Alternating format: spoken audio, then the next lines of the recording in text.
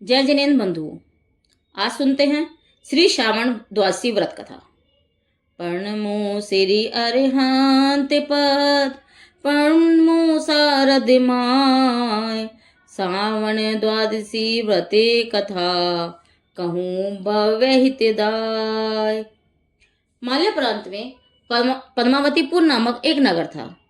यहाँ का राजा नरवाहा और रानी विजय वल्लभा थी। इनके शीलवती नाम की एक अति कुरूपा कानी कुबड़ी कन्या उत्पन्न हुई। जो यह कन्या बड़ी होती थी त्यों तो माता पिता की चिंता बढ़ती जाती थी।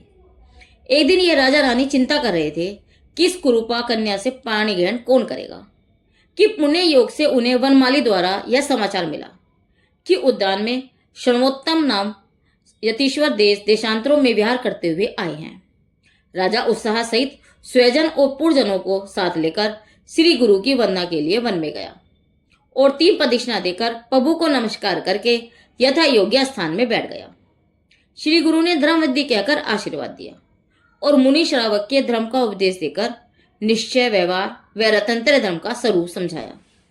उसके पश्चात राजा ने नतमस्तक होकर पूछा, हे प्रभु, यह मेरी पुत्री किस पाप के उदय से ऐसी कुरूपा हुई है? तब श्री गुरु ने कहा, अवंती देश में पांडालपुर नाम का नगर था।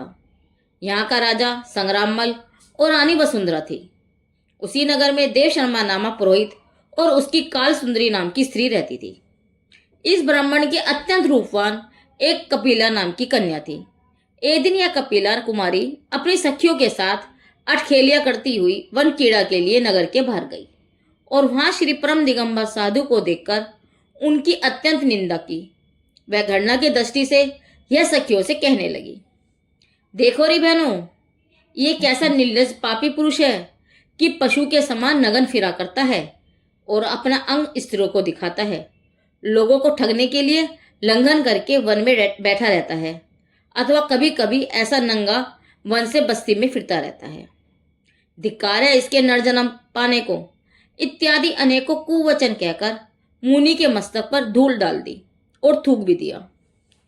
देखो, अनोख को उपसर्ग आने पर भी मुनिराज तो ध्यान से किंचित मात्र भी विचलित न हुए और संभावों से उपसर्ग जीतकर केवल ज्ञान प्राप्त कर परम पद को प्राप्त हुए। परंतु यह कपिला, जिसे मंदोमंत होकर श्री योगी राज को उपसर्ग किया था, मरकर प्रथम नरक में गई। यहां से निकलकर गधी हुई, फिर अथनी, फिर बिल्ली, फिर नागिन और फिर चंडालनी हुई और वहां से मरकर तुम्हारे घर पुत्री हुई है।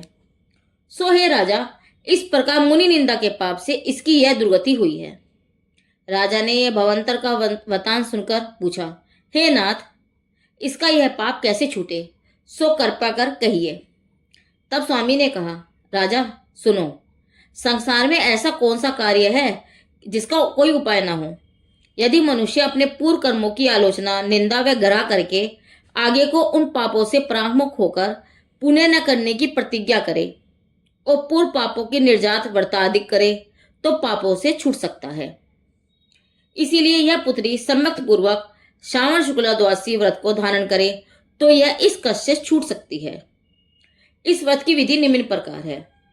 श्रावण शुद्ध एकादशी को प्रातःकाल स्नान आदि करके श्री जी पूजा करे और उसके पश्चात भोजन करके सामायिक के समय द्वादशी व्रत के उपवास की धारणा करे। इसी समय से अपना काल धर्म ध्यान में बिताए और द्वादशी को भी नियमानुसार उठकर नित्य क्रिया से निवृत्त होकर श्री जिन मंदिर में जाकर उत्साह सहित अभिषेक करे और मंत्रों को स्पष्ट बोलकर प्राशुक अष्टद्रव्य चढ़ाए और नवों का मंत्र का पुष्पों द्वारा 108 बार जाप करे। सामायिक, स्वाध्याय आदि धर्म काल में काल बिताए। फिर त्योशी को इसी प्रकार अभिषेक पूर्वक पूजन आदि करने के पश्चात किसी अतिथि या दीन दुखी को भोजन दान देने के बाद भोजन करे।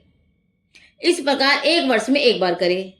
यह व्रत 12 वर्ष तक करे और उसके पश्चात उत्साह सहित उद्यापन करे, अर्थात 4 मुखी प्रतिमा की प्रतिष्ठा कराए अथवा जहां मंदिर हो वहां 4 महान ग्रंथ लिखवाकर जिनालय में विराजमान कराए।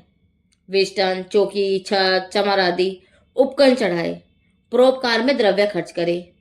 व्यापार रहितों को व्यापार्थ पूंजी लगा देवे। पठनाभिलाषियों को छात्रवृत्ति देकर पढ़ने को भेजे। रोगी को औषधि, निस्सहाय दिनों को अन्न वस्त्र औषधि देवे।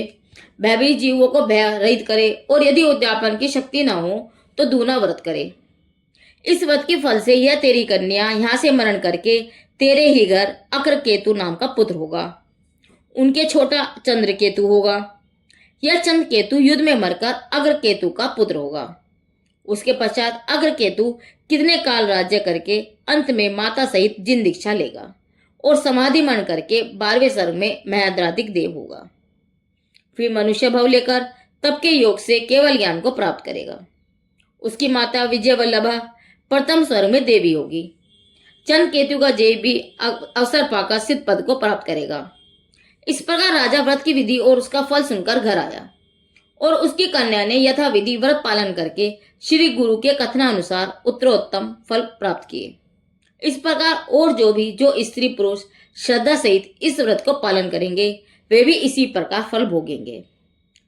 सावन द्वादशी व्रति कियो शीलवती वितधार, किए अष्ट विधि नष्ट सब लयो सिद्ध पद सार।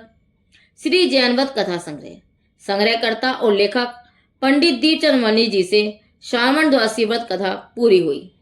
जिनदेव की वाणी आगम वाणी।